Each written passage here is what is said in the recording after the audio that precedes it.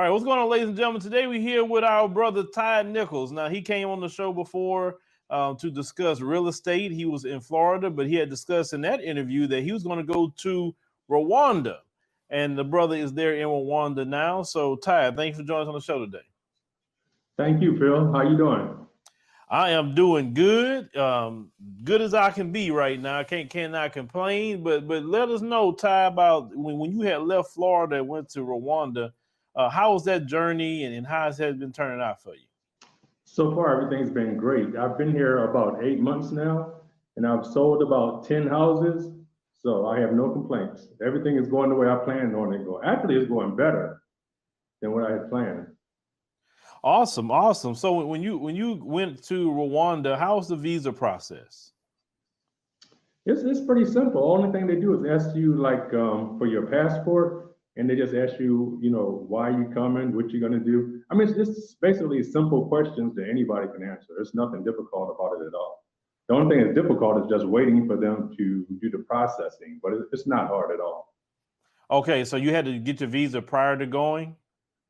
No, you get it, first off, you get a visa when you arrive, and then you like apply for a 3-month visa. And then while you're waiting on the 3-month visa, you can apply for like a work visa or a work permit, which you register at the RDB. And once you get that, then they'll just go ahead and give you residency. So okay. it's a simple process. Okay. And how long is the residency? 2 years. You have to renew it every 2 years. Every 2 years. Okay, that sounds pretty good. Okay, yes, so it's a simple process. So when you get into the country, where's the first place that you chose to stay? Did you choose like an Airbnb, or you went to a hotel? Well, I got an apartment. Okay. So yeah, I paid for I think I paid for like 3 months. I got an apartment. I paid for 3 months, and then I just started work. Cause see, of course, as you know, I was doing real estate in Florida, so this is nothing new to me. So I already had a plan before I got here. So that's very important. If you come here, make sure you have a plan.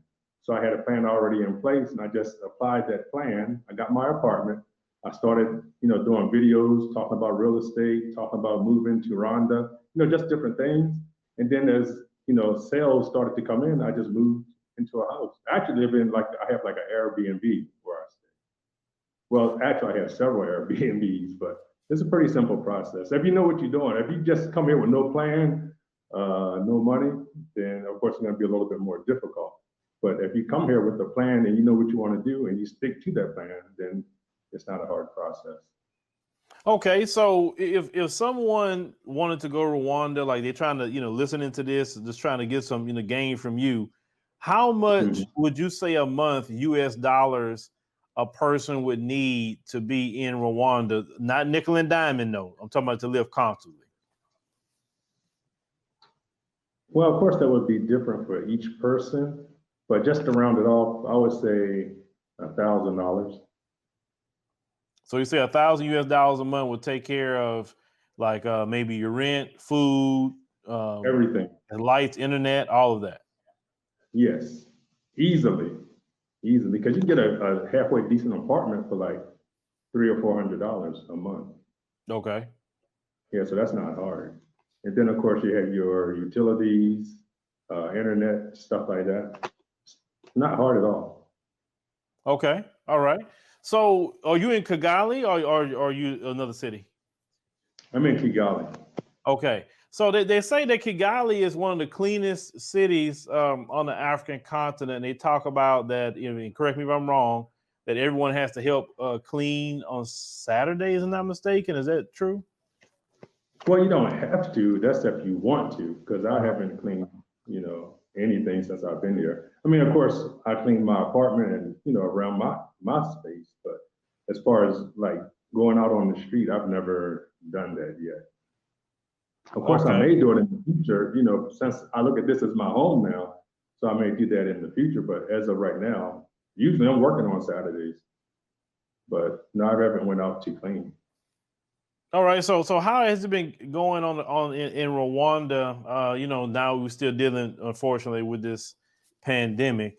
How has the country been faring with that?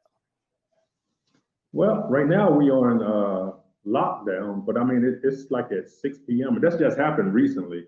because before, you know, we could go out until 10 p.m., but then they reduced it because they said they had some few more cases than usual. So right now they want everybody off the street by 6 p.m.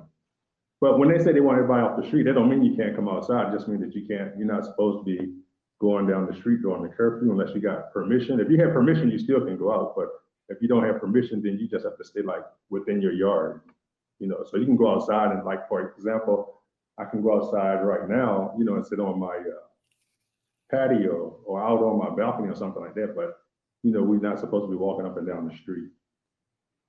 Well, you know, I remember those lockdowns. Of course, we didn't have it like that. That's curfews. And, you know, Yes. Texas didn't really stay locked down too long. Florida, you know, same thing. And now you come to Texas or Florida, nobody's wearing masks. It's like pandemic what? I don't think Florida ever really shut down because when I was there, everybody was just doing what they wanted to do, you know, so. Yeah, man. And just to hear, you know, countries are still with curfews. That's I'm like, nah. I said, well, I'll just wait till 2022 to go to the continent, and hopefully by then they'll have some things together. Yes. So on the housing market side, real estate, what's the difference with the real estate in Rwanda versus, let's say, Florida? What is the differences on that? Is it easier? Is it harder? Well, for me, I think it's easier because, like I said, I put together a plan that I use here that has just basically simplified everything. You know, it's not, for me, it's not as hard as being in Florida because you don't have to deal with as much red tape. If you want, only thing you need basically here in Florida, I mean, also here in Rwanda, is your passport and your money basically to purchase a home. So it's not hard at all. You can purchase a home within, like, if everybody shows up on time, you can purchase a home in like 30 minutes here. That's all it takes. Okay, so with real estate, you being a person that's not a citizen, is it leasehold or is it freehold? Well, it's basically a leasehold for everybody. It's like a 49-year leasehold, and that's for the residents as well as people that's here on a visa. Okay, so even citizens can't freehold? Well, I'm sure like maybe in like some like village areas they may have it. Because like, for example, in Ghana, if you live like, or Togo, if you live like in the village somewhere, then they have freehold, you know, where if you purchase the land, it's yours forever. Because, you know, as you know, we have land in Togo, and that land is forever ours. You know, we just hand it down, you know, to our kids, grandkids, and so on and so forth. Mm-hmm. But here it's a 49-year lease, which means every 49 years it has to be renewed. So a lot of people think when you say lease that somebody's going to come and take it. Nobody comes and take it. It's just that you have to renew that lease every 49 years. You know, so you would just pass it on to your kids, and they would renew it every 49 years, and they would pass it on to their grandkids, like that. It just continues on like that.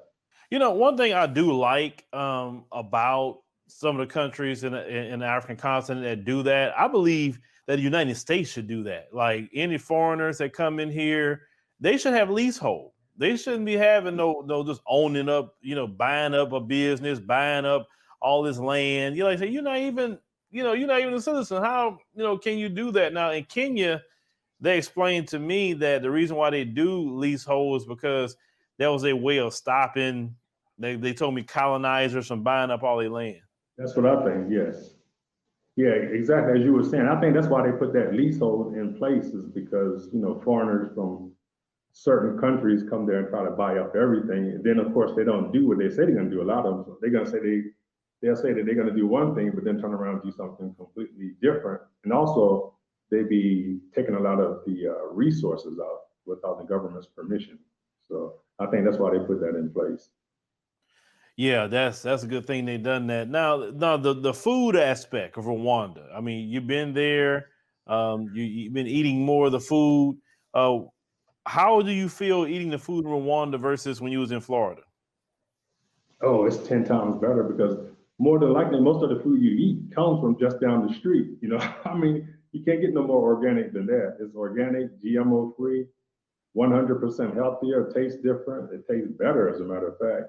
And I think you just can't beat it. I mean, you can just walk down the street, you see bananas growing everywhere, You see avocados, passion fruit. I mean, a lot of the stuff you can just walk down the street and see it growing just wild or in somebody's yard. So the food is very healthy here because it's 100% natural, not organic.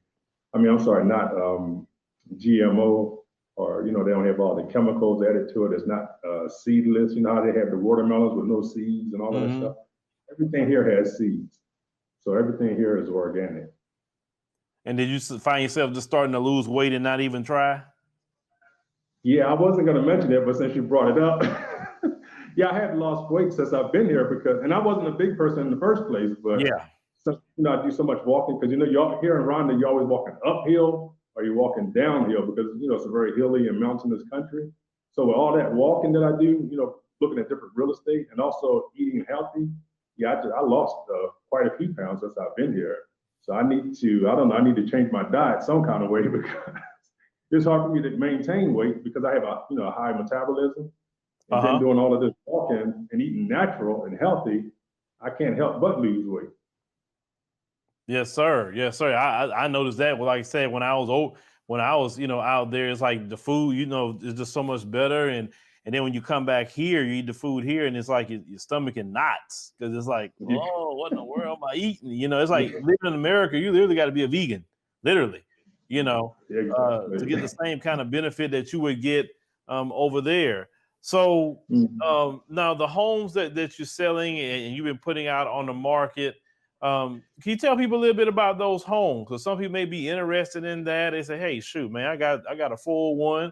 I'm young. I want to retire early. You know, let people know about that.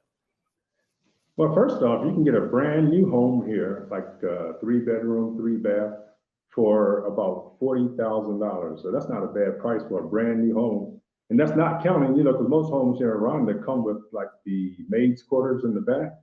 So therefore, you're actually getting 5 bedrooms and like at least 4 bathrooms for $40,000. I mean, to me, that's an unbelievable price. I don't know anywhere in the States where you can get a brand new home for that price. And right now, as we speaking, I have condos for sale starting at $25,000. So if any of your watchers, your viewers want to get a condo here in Rwanda, I have them starting off at 25, and it goes up to $49,000. And that includes, wait a minute, I have a list over here. Swimming pool, hair salon, bar, 2 restaurants, and massage therapy. All of that is on site. So if any of your viewers want to get into the market, you know, own an investment property, they can do it here for just $25,000. Okay, and you have a website to where those condos and everything are at? Yes, they can go to my YouTube channel. Just go to Africa Investment Guide YouTube, or you can go to my website, africainvestmentguide.com. Okay, and so do you have to buy the straight up with the cash 25,000, or they have financing options? What's the 2 options on there? Well, we have financing, interest-free financing, as a matter of fact, where you can just put $5,000 down and just finance the $25,000. You know, you make monthly payments. Plus, let me add on the homeowners association, which covers your water, electricity, cable, Wi-Fi, and insurance. So your HOA covers that. The HOA is $125. So, I mean, you get actually getting a lot for $25,000. You know, you want a place that you can live or a place that you can rent out and draw passive income, then this would definitely be the investment for you. Yeah, that doesn't sound like a bad deal. Like, it sounds like something that I wouldn't even be interested in, especially the condo. Yeah, and as a matter of fact, can you hear me now? Yeah, I hear you now. Okay. Yeah, I was saying the last car I bought was more than $25,000. Right. And of course, as you know, the value goes down on a car, whereas your condo, the value would be going up. Not to mention you'd be making monthly income if you turn it into an investment property. So I just started selling those last week, and we've already got, you know, a few of those sold already. So like I said, if anyone's interested in owning a home in Kigali, Rwanda, then this is definitely the opportunity for them. or if someone's retired and they just want a place, to stay, then that's definitely, a good investment for them. Awesome, awesome. So what we'll do, ladies and gentlemen, we'll make sure to put his YouTube channel down in that pinned comment down there. And that way you can go subscribe, and also his website, because some of you may be interested in a home or a condo, and so he got financing options for you, which is a good thing. So Brother Ty, we definitely thank you for joining us on the show today and letting us know about your journey with Rwanda. You're doing good, you're selling homes, and you got homes available for people that want to come in on over.